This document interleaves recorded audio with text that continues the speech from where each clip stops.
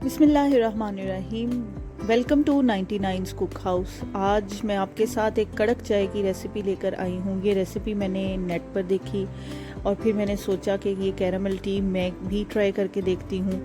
आप यकीन जाने, इसको ट्राई मैंने किया, इसको बनाया और उसके बाद जो जो मुश्किलात मुझे पेश आई, जो जो चैलेंजेस मुझे फेस करने पड़े, वो सारे मैं आपको इस वीडियो में बताऊंगी। आपने वीडियो आखिर तक लाजमी देखनी है।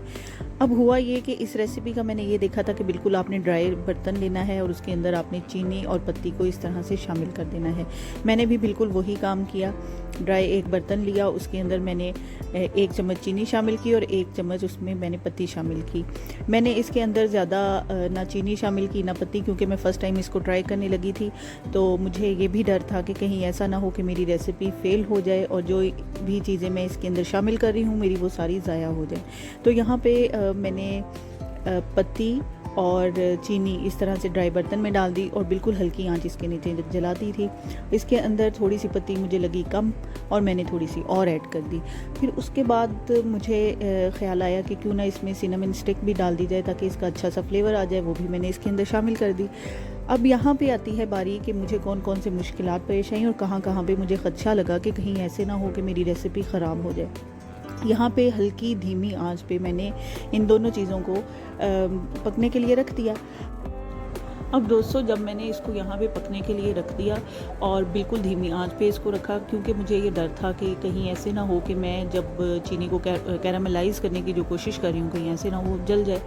और फिर मुझे थोड़ा महसूस हुआ कि पत्ती कहीं कम ना हो जाए, तो मैंने थोड़ी सी पत्ती उसमें ऐड और कर दी। यहाँ पे मैं आपको एक चीज़ बताती जाऊँ कि मैं यहाँ पे कोई 3 से 4 कप तैयार नहीं कर रही थी। मैं फ़र्स्ट टाइम ये रेसिपी ट्राई कर रही थी, लेकिन इसमें मुझे ये भी था कि इसमें मैंने दूध शामिल करना है और बाकी चीज़ें शामिल करना है, तो चीज़ें ज़ाया ना हो जाएं। तो मैंने सिर्फ 1 कप के इंग्रेडिएंट्स लिए और उसके लिए मैं ट्राई करना शुरू हो गई। तो अब यहाँ पे मुझे तकरीबन 4 से 5 मिनट हो चुके थे और यहाँ पे कोई फ़र्क नहीं पड़ रहा था। ना चीनी कैरामलाइज़ हो रही थी, ना पत्ती को कुछ फ़र्क पड़ रहा था, ना कोई कलर मुझे नज़र आ रहा था। और मैं यहाँ पे परेशान खड़ी थी कि कहीं ऐसे ना हो कि ये रेसिपी मेरी फ़ेल हो जाए। लेकिन मैंने फिर भी सब्र का दामन हाथ से नहीं छोड़ा और मैं खामोशी के साथ खड़ी उसे देखती रही कि आखिर होगा क्या। यहाँ पे एक चीज़ मैं बताऊँ कि मैंने जज्बात में आके आँच को तेज़ नहीं किया, क्योंकि मुझे ये भी डर था कि अगर हम तेज़ आँच पे इसको बनाने की कोशिश करेंगे तो कहीं हमारी चीनी जल ना जाए। तो यहाँ पे बिल्कुल लो फ्लेम पे ही मैंने इसको रखा और थोड़ी देर वेट किया, सब्र के साथ खड़ी रही और इसको देखती रही कि आखिर इसका क्या बनेगा। तो लेकिन ये था कि मैंने जो रेसिपी को देखा था उसमें उन्होंने बहुत अच्छे तरीके से समझाया था कि आपने इस पे परेशान नहीं हो रहा, कि आपको ये भी फील होगा कि चीनी जल गई है या कुछ और। अब तकरीबन मुझे 5 से 7 मिनट हो गए थे। मुझे वहम लगा कहीं ऐसे तो नहीं कि चूल्हा ही बंद हो गया है, तो ऐसा फिर वो भी मैंने चेक कर लिया, चूल्हा भी जल रहा था और यहाँ पे चीनी बिल्कुल भी पिघल नहीं रही थी। मैं अब खामोशी से खड़ी यही देख रही थी कि आज मेरी शाम की चाय का क्या बनेगा। लेकिन फिर भी मैंने कहा कि चलें, ये ट्राई तो करनी है, चलें देखते हैं क्या होता है। थोड़ी देर खड़े होने के बाद मुझे महसूस होने लगा कि हल्की हल्की कुछ इसके अंदर चीनी पिघलने लग गई है, चीनी कैरामलाइज होना शुरू हो गई है। मैंने जल्दी से इसके अंदर चम्मच हिलाना शुरू कर दिया।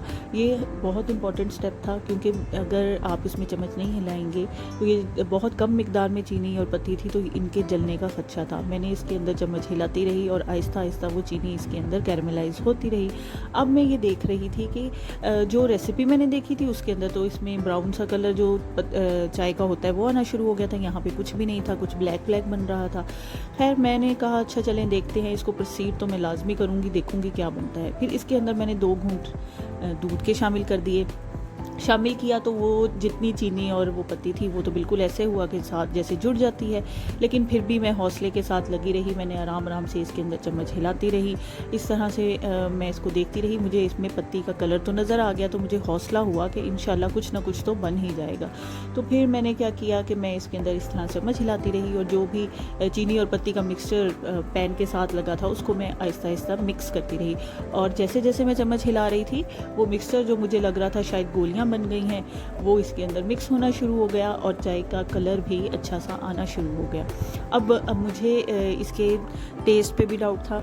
मैं सोच रही थी कहीं ऐसा ना हो कि इसका टेस्ट ही अच्छा ना हो और एक अजीब सी चाय मेरे सामने आ जाए, लेकिन फिर भी मैं हौसले के साथ, आराम के साथ, तसल्ली के साथ इस काम पे लगी रही और उसके बाद मैंने जो बाकी का दूध बचा था वो भी इसमें शामिल कर दिया। यहाँ पे मैं आपको बता दूँ, मैं सिर्फ 1 कप का चाय ट्राई कर रही थी बना के।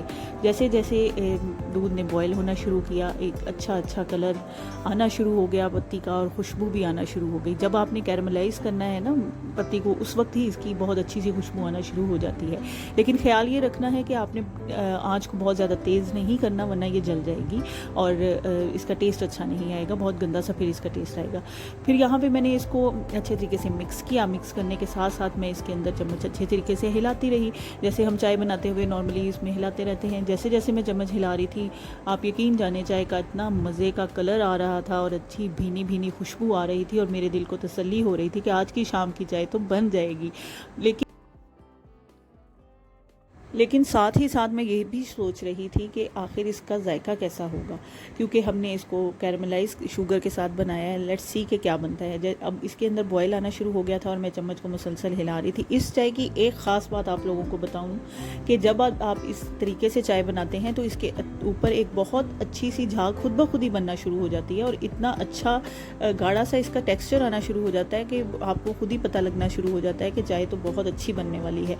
यहाँ पे जिस तरह बॉयल हो रही थी चाय और उसमें बहुत अच्छा सा कलर आ रहा था और मैं इसको अच्छे तरीके से हिलाती जा रही थी और इसके अंदर क्योंकि मैं इसको इस तरह से हिलाती थी तो इसका अंदर और अच्छा कलर आता था। ठीक है, इस तरह से हिलाते जाएं और फिर इसका जब अच्छा सा कलर आ जाए और बहुत अच्छे तरीके से ये बॉयल हो जाए, उसके बाद आपने क्या करना है, उसके बाद आपने इसको कप में निकालना है।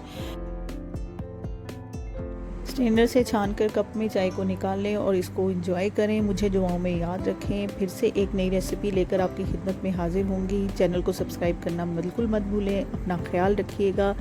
अल्लाह हाफिज़।